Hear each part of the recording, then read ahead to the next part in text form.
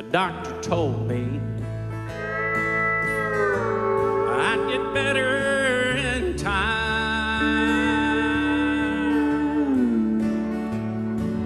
The pains in my chest, they won't drive me out of my mind.